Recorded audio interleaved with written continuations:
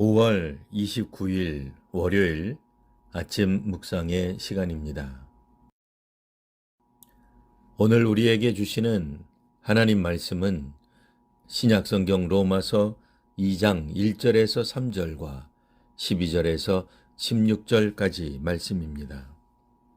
그러므로 남을 판단하는 사람아, 누구를 막론하고 내가 핑계하지 못할 것은 남을 판단하는 것으로 내가 너를 정죄함이니 판단하는 내가 같은 일을 행함이니라. 이런 일을 행하는 자에게 하나님의 심판이 진리대로 되는 줄 우리가 아노라. 이런 일을 행하는 자를 판단하고도 같은 일을 행하는 사람아, 내가 하나님의 심판을 피할 줄로 생각하느냐. 무릇 율법 없이 범죄한 자는 또한 율법 없이 망하고, 무릇 율법이 있고 범죄한 자는 율법으로 말미암아 심판을 받으리라. 하나님 앞에서는 율법을 듣는 자가 의인이 아니요 오직 율법을 행하는 자라야 의롭다 하심을 얻으리니, 율법 없는 이방인이 본성으로 율법의 일을 행할 때에는 이 사람은 율법이 없어도 자기가 자기에게 율법이 되나니, 이런 이들은 그 양심이 증거가 되어 그 생각들이 서로 혹은 고발하며 혹은 변명하여 그 마음에 새긴 율법의 행위를 나타내느니라. 곧 나의 복음에 이른 바와 같이 하나님이 예수 그리스도로 말미암아 사람들의 은밀한 것을 심판하시는 그날이라. 아멘. 올림픽이나 월드컵 같은 큰 경기를 하다 보면 어쩌다 한두 번 나오는 뒷이야기가 있습니다.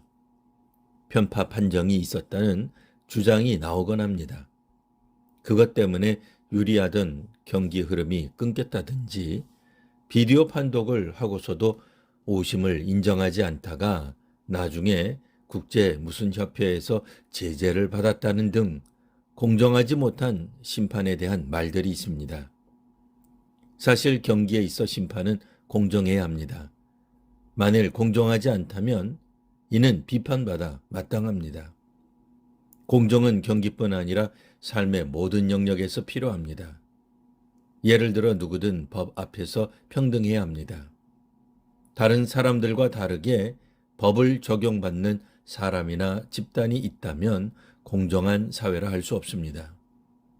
실로 과거에는 특정 계층은 특혜를 누려왔습니다. 국가 권력과 정치와 연관 있는 사람들은 예로부터 특권층이었습니다. 현대사회로 가까울수록 특권층에 대한 비판과 개혁의 목소리들이 있었습니다.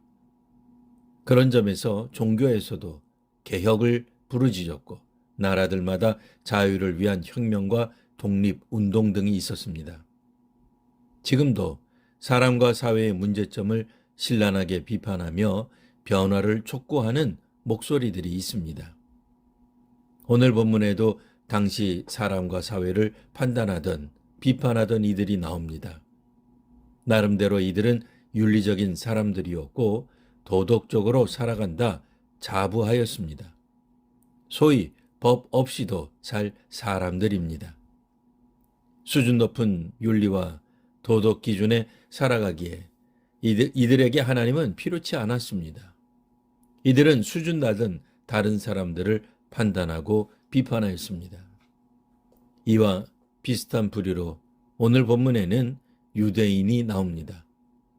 당시 유대인들 중 일부는 자신들은 율법의 사람으로 여겼습니다. 자신들은 하나님께서 주신 율법으로 살아갔으나 외인들은 율법이 없기에 심판을 받으리라 여겼습니다. 사도 바울은 윤리적이든 율법적이든 남을 비판하는 사람은 자신도 그 윤리나 그 율법을 실천해야 한다는 점을 지적합니다.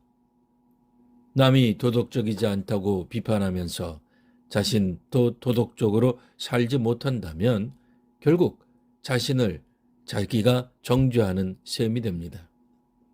남을 비판한다고 자신이 도덕적인 것은 아닙니다. 사람과 사회는 윤리적이어야 합니다.